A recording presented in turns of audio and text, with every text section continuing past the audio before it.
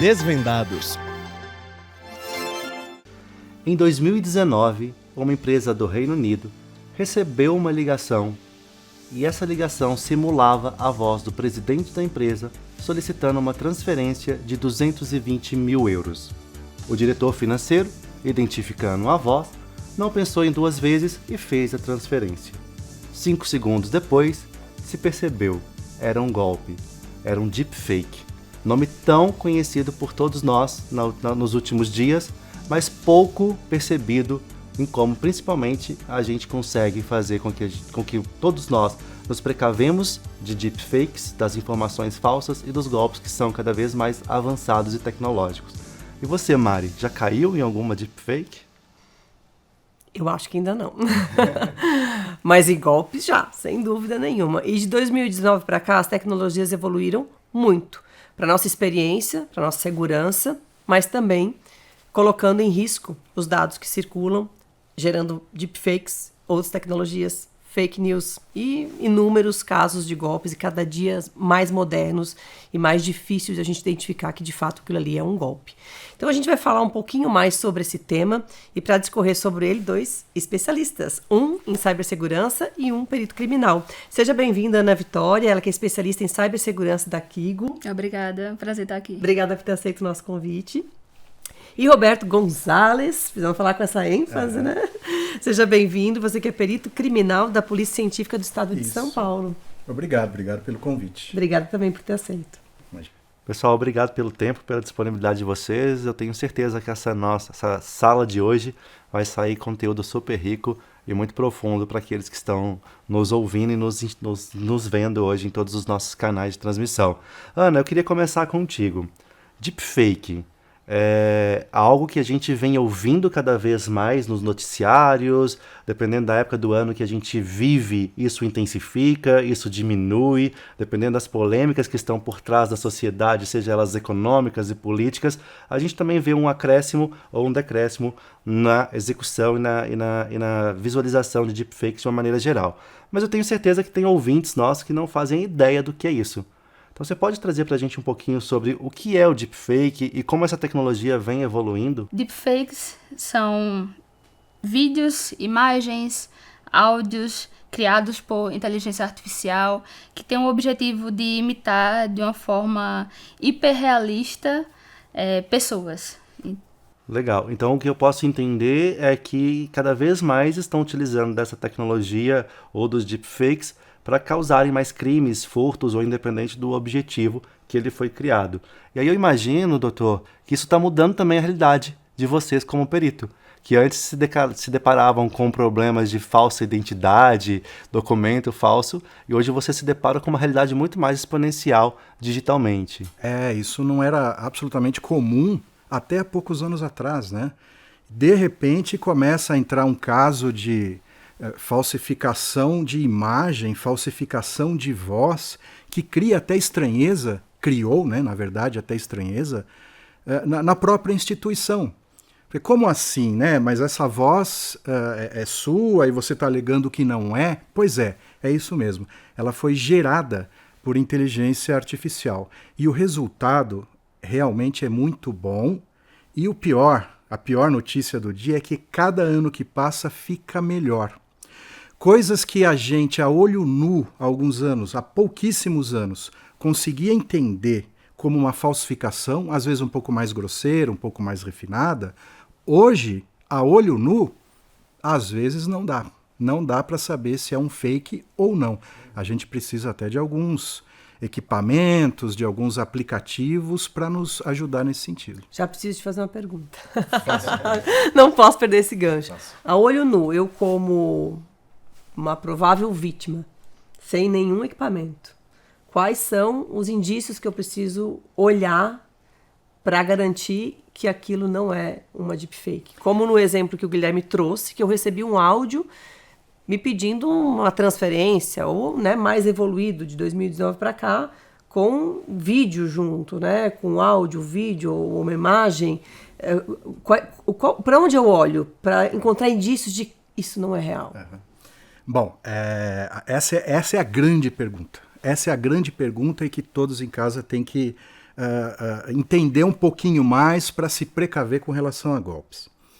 Quando você falou para onde eu devo olhar, eu imaginei inicialmente que você estivesse falando de deepfake de imagens ou vídeos. Depois você levantou o áudio. Então vamos repartir aqui em imagens e depois em áudios. Quando você tem uma gravação, vídeo gravado, não em tempo real, vídeo gravado, normalmente o bandido, ele é um cara, o criminoso, né, que não quer perder muito tempo com aquilo. Ele quer ter lucro. Ele quer fazer uma coisa rápida, enganar e ter lucro. Então ele massifica o golpe. Ele manda para você, manda para um outro, manda para um outro. É claro que ele pode escolher pessoas chaves nesse sentido, pessoas mais velhas, mas sempre alguém que tenha um potencial financeiro para ele lucrar. Esse é o primeiro ponto. Ok. Então, você recebe uma gravação de um vídeo e a primeira coisa que você pode perceber é uma falta de sincronia entre o que a pessoa fala e a movimentação labial. Só que não é só isso. Você vai achar, provavelmente, algo estranho naquele vídeo. Você vai ali perceber um piscar de olhos diferentes. Quando a pessoa, de repente, mostra um pouco dos dentes, ou abre a boca, ou sorri, você vai ter uma estranheza, porque, nossa, esse dente está meio esquisito, ele não está bem dividido, o piscar dos olhos está meio estranho, está meio automatizado, ou então, algo que é muito comum, até porque, e aí a Ana vai poder me explicar bem, por que a inteligência artificial, até hoje, está melhorando, mas até hoje não estava lidando tão bem com movimentação de mãos e com movimentação ocular. Então, observe as mãos e observe os olhos, se os movimentos dos olhos estão, como é que eu posso dizer, síncronos, né? Me fugiu até uma palavrinha aqui agora. Se estão síncronos, se o piscar está síncrono, e nos movimentos rápidos da pessoa, se aquilo se mantém, se a homogeneidade se mantém. É claro que eu poderia até falar para você, olha, observe a luminosidade, que é um ponto importante. Só que esse é um fator mais técnico. Normalmente a pessoa em casa não vai observar se existe um foco de luz um pouco maior aqui do que aqui, se está heterogêneo ou se está homogêneo. Tá? Mas mãos, olhos, boca são os primeiros fatores. Eu tenho uma outra pergunta linkado com um episódio que está na nossa lista de episódios sobre biometria facial. Eu posso usar dados de biometria facial para criar uma deepfake? Pode utilizar dados de biometria facial. Tem que entender todo o contexto de onde está sendo armazenado esses dados. Quanto mais você se expõe para a internet, mais insumos criminosos conseguem com esses dados. Então, uma das coisas para criar deepfakes são justamente esses dados, essa coleta de dados. Então, quanto mais se expõe, mais dados eles conseguem utilizar para fazer gravações de vídeos falsos, com vários intuitos. Mas, então, se houver esse vazamento de imagens, os bandidos conseguem, os criminosos conseguem fazer essa unificação de informações e gerar um vídeo. Lembrando que hoje, para a gente criar um vídeo, a gente só precisa de uma imagem, né? Quanto mais imagens você gera, quanto mais imagens você tem, mais fidedigno, em tese, fica aquele vídeo, entendeu? Então, tem que ter um cuidado nessa exposição. Ana, você trouxe um ponto bem importante, né, sobre aquilo que a gente deixa público a respeito de nós mesmos, seja uma imagem, um áudio. A gente sabe que muitas vezes também as plataformas nos fornecem a opção de deixar o meu perfil privado e não público. Mas, na Deep Web, a gente sabe também que quem tem intenção de gerar alguma coisa, alguma fraude, algum furto, ou usar a sua imagem de alguma maneira com má intenção, acessa uma Deep Web e fura esse protocolo de segurança e consegue acessar as minhas imagens. O melhor caminho, então, seria deixe de ter mídias sociais? Acho que não dá, né? Acho que o nosso mundo hoje, até para compartilhamento de informações com a família, você mora longe, precisa compartilhar fotos e acaba se expondo mais. Mas tem que ter certo cuidado, tá? Tem que ter um certo cuidado nesses perfis públicos. O que é que você compartilha, com quem você compartilha.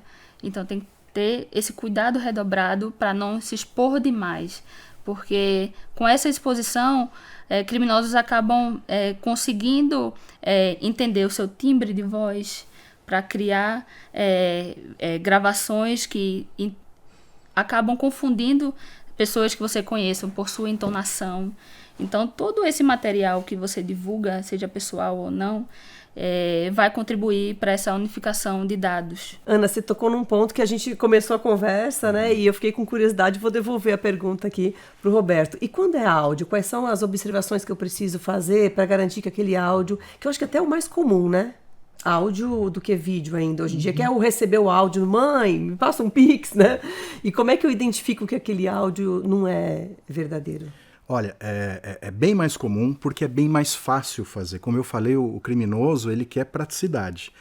Áudio hoje, ele joga num programa de computador, que ele pode ter acesso ali de forma simples, e em alguns segundos ele produz, né, um áudio artificial da voz do filho de alguém pedindo um dinheiro, tá? Agora, no áudio, você tem muito menos informações do que na imagem. A primeira coisa que eles emulam, que eles imitam num áudio de uma voz, é a qualidade vocal. É como a Ana falou, o timbre, na verdade é o pitch, é a sensação psicoacústica que você tem daquela voz. Se é mais grave, se é mais aguda. Por exemplo, a Ana aqui tem uma voz mais agudizada. Você tem uma voz mais agravada, mais colocada. Então, essa é a primeira coisa que o deepfake vai fazer, coadunar as frequências fundamentais das vozes. Só que tem algo que o deepfake dificilmente faz, é a forma de falar. Ele pode entender que ela faz uns tipos de R's que não são comuns em São Paulo, que são R's de ponto posterior, assim como o nosso apresentador aqui também, e você também. E isso o deepfake vai tentar emular, tá? Agora, a forma de se falar, a prosódia, a melodia com a qual nós falamos e que estamos acostumados a ver nossos filhos, nossos parentes falarem, isso eles não imitam e isso causa estranheza. Tá? Então esse é o primeiro ponto que a gente tem que entender no áudio e eu confesso, é difícil para o público em geral entender um áudio como fake, mas a forma dele falar, de resto ele vai tentar imitar tudo. Nada como falar com um perito que já percebeu que os 3 R's aqui são completamente diferentes, né? O ouvido aguçado a enxergar e eu perceber tudo isso. E eu vou falar mais com as mãos, que é mais difícil também, né? Mais assim. Ótimo. Eu concordo com a visão de vocês quanto a essa dificuldade e como a gente vem evoluindo como tecnologia que vai nos tendo que fazer capacitações até de como eu amadureço o meu olhar para enxergar as deepfakes de uma maneira diferente, porque a própria tecnologia vai evoluindo e vai entregando um movimento de mão com mais aprimoramento, vamos dizer assim, né? Mas vamos voltar agora para o mundo corporativo, porque a gente está falando muito aqui do consumidor, né? De como eu, Guilherme, Mari, como cada um de nós podemos nos defender e perceber essas deepfakes. Mas e no mundo corporativo? Como que a gente pode se defender disso? Dos ataques cibernéticos, muitas vezes, que acontecem não necessariamente em áudio e vídeo, né? Acontecem através de malwares, através de outras fontes que vão gerar também informações para que o deepfake seja alimentado no futuro. Sim, se eu tivesse que colocar um ranking, eu colocaria em primeiro lugar treinamento e conscientização dos colaboradores. Porque a gente precisa criar uma cultura de que os colaboradores tenham uma visão mais crítica ao analisar um determinado conteúdo. Será que aquela pessoa falaria aquilo mesmo antes de sair compartilhando essas informações? Em segundo lugar, tem tecnologias com IA e Machine Learning que, aplicadas ao ambiente cibernético da empresa, conseguem detectar anomalias baseadas em comportamentos. Então, ferramentas que são baseadas em regras, são estáticas, ela dificilmente vai entender que aquele comportamento é fraudulento. Então, esse é o segundo ponto, tá? Outro ponto é a atualização de softwares. As empresas fabricantes de videoconferência, elas estão atualizando, né, inserindo IA na videoconferência para detectar justamente esse comportamento, se é algum deepfake que está ali. Então, atualizar esses softwares ajudam a receber essas atualizações de segurança para proteger as empresas, né, quando tiver alguma coisa em relação a reuniões que não são de fato com aquelas pessoas ali, nesse sentido. Ótimo, Ana. E, doutor, a gente sabe que a tecnologia vem avançando e o real time, né, o tempo real, se torna cada vez mais um desafio, seja para as empresas no mundo corporativo ou seja para o próprio consumidor. E muitos desses crimes, eles acontecem numa velocidade e numa realidade tão próxima ao segundo que eu estou vivendo, ao momento que eu estou vivendo, que eu não tenho tempo nem de parar e analisar se a mão está mexendo, se o áudio é do meu filho, se meu filho realmente me mandou o áudio, ele está na escola. Por causa dessa velocidade e de ser um crime que esteja acontecendo no momento real, naquele momento. Como é que isso tem avançado hoje? Então, os crimes em tempo real, eles existem, né? Por exemplo, um parente nosso aqui que não está em casa, a gente está em casa, ele saiu para trabalho, de repente a gente recebe uma chamada de vídeo. A gente abre o nosso celular e parece que nós o vemos lá pedindo um dinheiro para a gente, porque o golpe sempre passa pelo momento da solicitação, né? Do pedido de dinheiro. Olha, isso envolve muito mais complexidade, envolve um aparato computacional maior, envolve aplicativos mais robustos, enfim. Acredito que, como eu já disse, os criminosos eles optam pela praticidade, mas alguns possuem um pouco dessa expertise, um pouco dessa estrutura computacional e de fato têm aplicado o golpe, e as pessoas tendem a cair, porque ali você está tendo o conjunto entre expressão facial e voz ao mesmo tempo. E as pessoas muitas vezes não percebem questões como vestuário, fundo da gravação. Meu filho saiu para o trabalho, mas aqui ele está no meio na praia, de uma vegetação, árvores, né? Mas com que roupa que ele saiu? Mas ele tinha uma correntinha ali, ele estava sem corrente. Essas questões são importantes, nós temos que ficar atentos a isso, né? Mas seria interessante também criarmos hoje em dia, por força desse avanço tecnológico, palavras de segurança. Porque, ultimamente, eu tenho visto fakes, não só de face, mas de corpo inteiro, e que não dá para saber se é fake. Eu só consigo saber se fizer uma análise demorada, frame a frame, para saber se passou algum detalhe na pós-produção daquele vídeo, né? E usando aplicativos específicos de inteligência artificial para me guiar também. Então, a coisa está ficando... Só vale lembrar que essas palavras-chave precisam ser tratadas human to human, né? Não se trata isso pelo celular ou por um áudio, porque senão eles vão capturar a tua palavra-chave, tanto quanto capturar o teu áudio. Sim, é um acordo lá em casa, durante o jantar. Exatamente. E uma vez que eu me dei conta que eu caí no deepfake, quais são os próximos passos? Olha, eu acho que aí você vai ter que ir a uma delegacia, registrar o boletim de ocorrência, porque muitas vezes as pessoas não se dão conta que, mesmo o crime não sendo desvendado, o ato dela registrar a ocorrência ajuda a inteligência policial a mapear a ocorrência de crimes, e a forma que ele foi feito produz insights e links dentro da inteligência policial de quem pode ter feito aquilo, com base num background de dados que a polícia já tem, né? Então a primeira coisa realmente é recorrer à polícia, fazer um BO, tentar fornecer ali o maior número de dados possíveis, e existe na Polícia Civil de São Paulo departamentos específicos que trabalham com informática. Legal. E Ana, você falou que os seus primeiros pontos seria o treinamento do colaborador, né? Quando a gente tangibiliza isso, entendendo que a maioria dos crimes ou das fraudes de deepfake estão associadas muito mais à pessoa física do que ao colaborador ou uma pessoa jurídica, como que eu faço para que o Guilherme, independente de qual empresa eu trabalho, me capacito para que eu não caia em deepfakes, visto que eu não tenho esse olhar clínico e esse ouvido clínico de um perito que vive isso no dia a dia? Quando é um colaborador da empresa, claro que o nosso treinamento não visa apenas o lado corporativo, né? Todo o aprendizado que é transmitido para o colaborador, ele também é aplicado no cotidiano. Ele vai deixar de compartilhar informações a partir do momento que visualiza e já transmite o compartilhamento daquela informação falsa. Ele vai ter aquele olhar mais clínico, parando para observar, como o doutor falou, toda a parte de padrões, de piscar os olhos, das mãos. Então, antes toda essa parte corporativa que a gente vê de fraudes e golpes, também tem toda a parte de desinformação no campo político.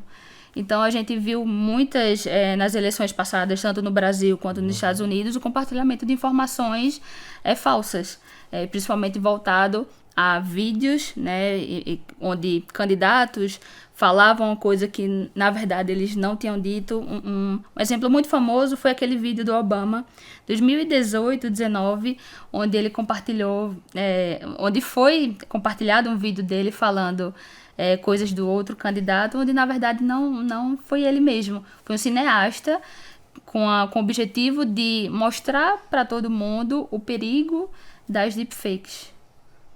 Ele fez isso praticamente como se fosse um protesto, né? Para mostrar onde vai o Exato. limite, onde há necessidade de se colocar no limite. Exato. E principalmente é importante ressaltar que em 2018 era mais fácil você detectar quando o vídeo era falso. Muito mais. Então, eu parei para olhar novamente o vídeo e vi que muitos padrões, assim, hoje evoluiu muito. Então, tá muito mais difícil. Antes era um calcanhar de Aquiles para quem criava deepfake, principalmente no olhar. Então, hoje, a tecnologia evoluiu bastante. Então, a gente consegue... É muito mais difícil hoje conseguir identificar um vídeo falso. Mas a tecnologia evoluiu também do ponto de vista de ferramentas para nos apoiar, identificar, muito mais dentro da polícia, no caso, não como um indivíduo ou dentro das empresas. É um jogo de gato e rato. Quem está na frente, né? O criminoso. Exato, porque sabe aquela história do atleta, do doping e do antidoping? Você tem, infelizmente, um ou outro atleta que faz uso de uma substância que ajuda a potencializar o seu desempenho numa competição. E o antidoping tenta captar traços daquela substância no corpo do atleta. Enquanto que a empresa do doping, quando percebe qual foi o calcanhar de Aquiles, por que ele o antidoping capturou, vai tentar sofisticar e mascarar. É a mesma coisa no caso do deepfake. Por exemplo, em João Pessoa, que é a terra da nossa Ana, que está aqui, há 2 anos houve um congresso onde apresentei um trabalho, não só eu, meu grupo de pesquisa. E ali, por exemplo, a gente concluiu que acusticamente, isso aí eu já estou falando de algo um pouco mais sofisticado, o deepfake era incapaz de entender a coarticulação humana. O que é isso, a coarticulação humana? Se você, Guilherme, faz um sa de sapato, é diferente de su, de suco. Você tem um S e uma vogal. Só que quando você faz S e A, que é uma coarticulação, a sua frequência, quando você faz esse S, é uma sa. Quando você faz um suco, a sua frequência muda, por conta da vogal que vem depois. Então essa questão coarticulatória é uma questão humana, mas o deepfake, ninguém pensou nisso para tentar emular. Mas hoje a coisa já mudou. A gente já não pode se apegar a esse detalhe. Então eu continuo pesquisando para saber onde agora eles estão errando. É um jogo de gato e rato que não tem fim. E eu acredito, sabe, que em mais 1, 2 anos, somente a inteligência artificial é que poderá me ajudar a detectar um deepfake. Ou seja, ela atua nos dois lados, né? Atua nos dois lados. Porque, como eu disse, numa pós-produção mal feita, se o bandido erra, eu consigo, num, 2, 3, 4, 5 frames, por exemplo, como foi o caso da falsificação da Anitta recentemente, quando ela passa com a mão aqui na frente da boca, a cor da unha dela, que era vermelha, desaparece, porque é uma sobreposição de imagem. Isso não dá para ver olho nu, você só vê frame a frame. Tá? Isso eu nem preciso de um aplicativo para me ajudar, de inteligência artificial para me ajudar. Mas se eles tivessem corrigido esse detalhe, o que seria de mim? Mas aí a gente está falando de uma capacidade que eu não consigo massificar. E a gente, há 5, 10 minutos, estava falando sobre como o crime em tempo real está sendo intensificado. Como é que eu vou fazer esse paralelo onde cada vez menos eu vou conseguir identificar, vou precisar olhar frame a frame, mas eu não tenho esse tempo. Eu estou no meio de uma ligação com um suposto filho pedindo dinheiro porque está sendo sequestrado. Por sorte, Guilherme, essas atuações em tempo real ainda não contêm esse grau de tecnologia. Ainda são muito mais falhos. Embora você tenha grupos aí estudando mãos, grupo estudando olhos, e eu acho que até chegaram praticamente próximo à perfeição, em tempo real é diferente, principalmente quando a pessoa está produzindo movimentos mais rápidos. Então, se você está diante do seu filho ali, ele te pedindo dinheiro, numa situação estranha, e você percebe que em movimentos rápidos existe alguma alteração da imagem, pode não ser a conexão. Pode ser a produção do deepfake que não consegue acompanhar isso. Então você pede para ele dar um tchau, assim, de repente vai acontecer algo ali que vai denunciar você que aquilo é um passar a mão na frente e se mudar a cor igual da Anitta, a gente já sabe que não é, né? Também. Eu vou fazer a nossa última pergunta antes de transitar para o nosso quadro game. A gente jamais poderia esquecer de falar sobre a ética por trás de tudo isso, né? Um tema que vem acompanhando a discussão de deepfakes, né? Quais são as implicações da ética hoje e quais são as implicações legais quando a gente fala dessa temática? Eu acredito que, começando por direitos autorais, né, quando a gente pega voz, imagens de outras pessoas, também tem a difamação, né, tem a difamação de você falar, criar algo que na verdade você não fez, né, e acontece que pode até levar empresas à falência, né? Imagina um CEO onde viralizou um vídeo falso com ele falando coisas assim, absurdas e pode acabar impactando diretamente o negócio, né? E além disso, infringir a Lei Geral de Proteção de Dados, né? Aqui no Brasil, conhecido como LGPD, e na Europa como GDPR. E na visão da perícia, onde está a ética, onde não está a ética? Eu imagino que isso seja mais crítico, inclusive. Tudo é não ético nesse caso, né? Então, Guilherme, na polícia nós trabalhamos, acho que para além da moral, para além da ética, com aquilo que é mais reprovável na sociedade, que são os crimes.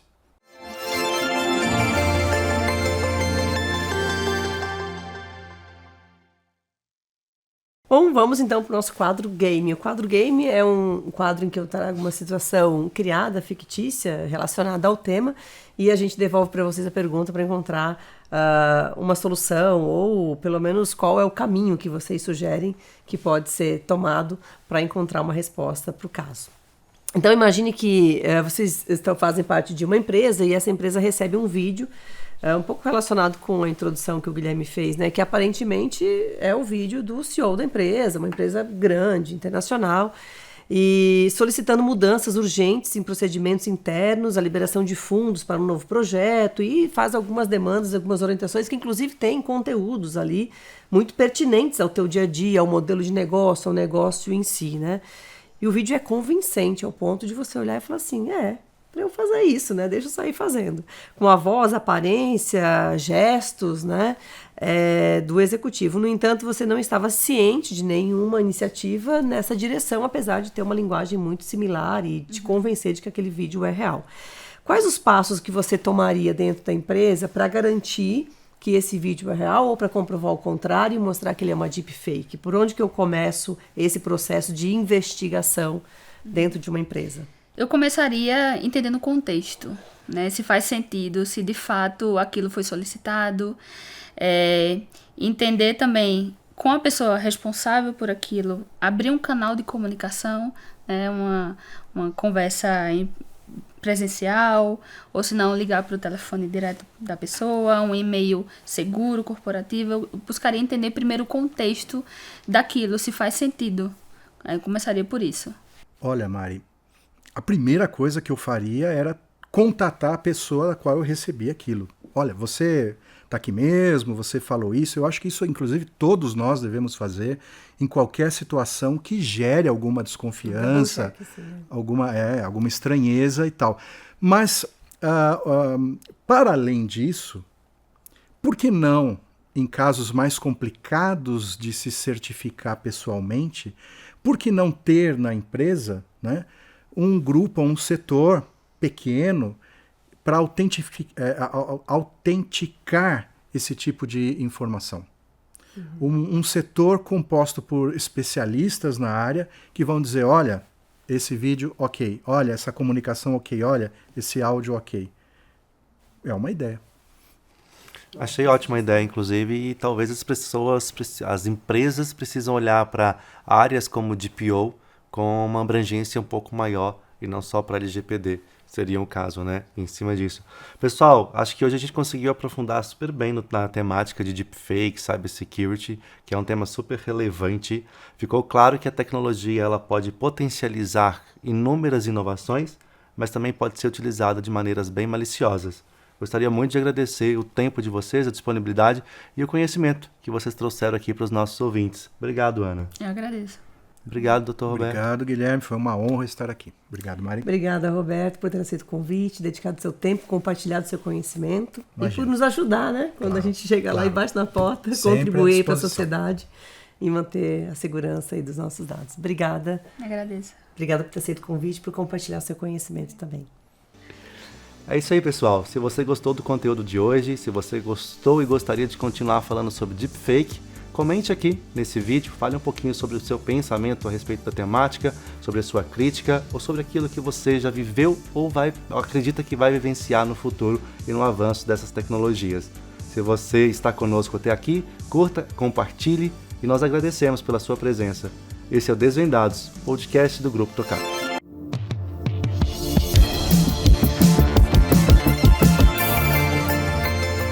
Desvendados,